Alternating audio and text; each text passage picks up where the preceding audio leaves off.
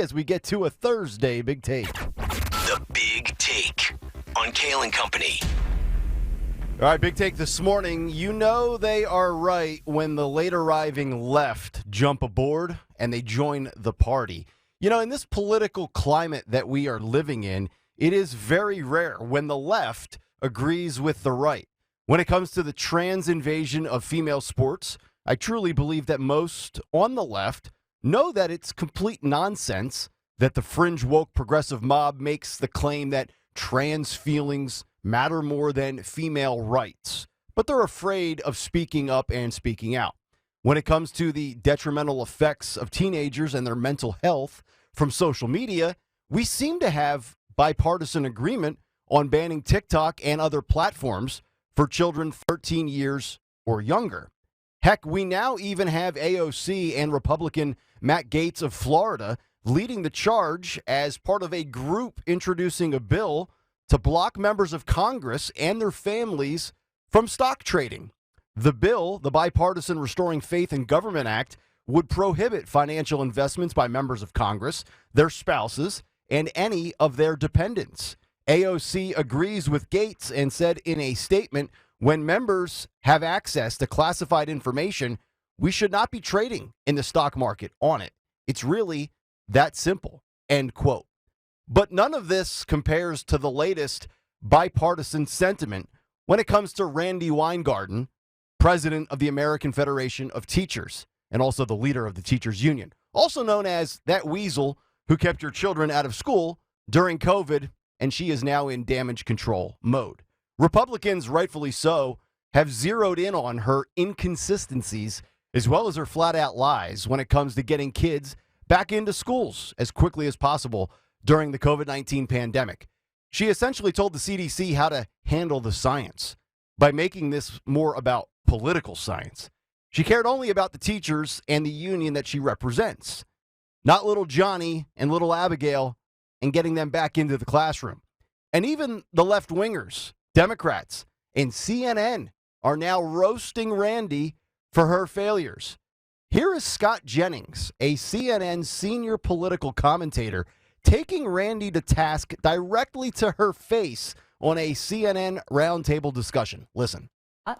Yeah, we don't know each other, but speaking on behalf of millions of American parents, I have 4 at home. I had to teach them at home. My wife had to teach them at home. I am stunned at what you have said this week about your claiming to have wanted to reopen schools. I think you'll find that most parents believe you were the tip of the spear of school closures. There are numerous statements you made over the summer of 20, scaring people to death about the possibility of opening schools. And I hear no remorse whatsoever about the generational damage that's been done to these kids. I have 2 kids with learning differences. Do you know how hard it is for them to learn at home and not in a classroom that was designed for them?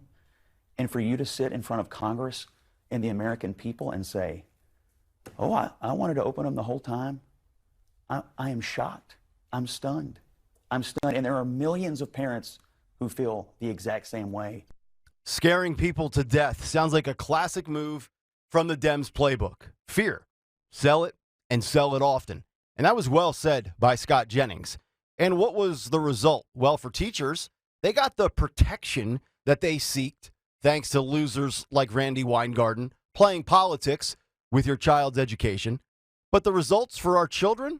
Well, in a column written just yesterday, May 3rd, in the Wall Street Journal, 8th graders' history and civics test scores hit a record low, reads the headline.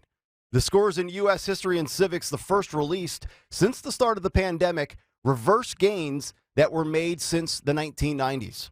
Translation, 25 or 30 years of progress washed away just like that. But I bet our kids are scoring quite well in the use of pronouns as their mental health erodes before our very eyes, as they are glued to their phones, swiping and scrolling endlessly each and every day. First, it was CNN. Next, the New York Times. Like I said, when the left joins the party and jumps aboard, you know you are cooked. Here's an excerpt from the New York Times article ripping Randy Weingarten. Quote, in 2020, the pandemic's first full year, Weingarten came down strongly on the side of keeping schools closed. Safety measures were not enough to reopen them, she argued. Instead, COVID became an opportunity for her union, the American Federation of Teachers, to push for broader policy changes that it had long favored. The AFT had issued its own reopening plan in late April, calling for adequate personal protection equipment, new cleaning and sanitization regimens in school buildings, a temporary suspension of formal teacher performance evaluations, a limit on student testing, a cancellation of student loan debt, and a $750 billion federal aid package to help schools prepare to reopen safely and facilitate a real recovery for all of our communities. In retrospect, that strategy seems to have failed. The New York Times goes on to say, many other education leaders took a different approach in 2020 and came to favor a faster reopening of schools. In Europe, many were open by the middle of the year. In the U.S., private schools, including Catholic schools, which often have modest resources, reopened. In conservative parts of the U.S., public schools also reopened, at times in consultation with local teacher unions. But some people did contract COVID at these schools, but the overall effect on the virus's spread was close to zero. U.S. communities with closed schools had similar levels of COVID as communities with open schools. How could that be? CNN slammed her. The New York Times slammed her. Everybody is now joining in on what those of us on the right knew all along. She was the tip of the spear. But it shouldn't surprise you. She actually had the nerve to tweet the following on April 28th, just about 1 week ago. Here's Randy's tweet. COVID scared the nation, but we tried to do everything we could to reopen schools safely. It would have helped if Trump helped instead of hectored. Now we must do everything that we can to help kids learn and overcome the effects of the pandemic. That's a tweet from Randy Weingarten just about 7 days ago. COVID scared the nation? Or did you scare teachers, parents, and kids, Randy? You tried everything to reopen? Or did you do everything you could to appease the union? And of course, blame Trump.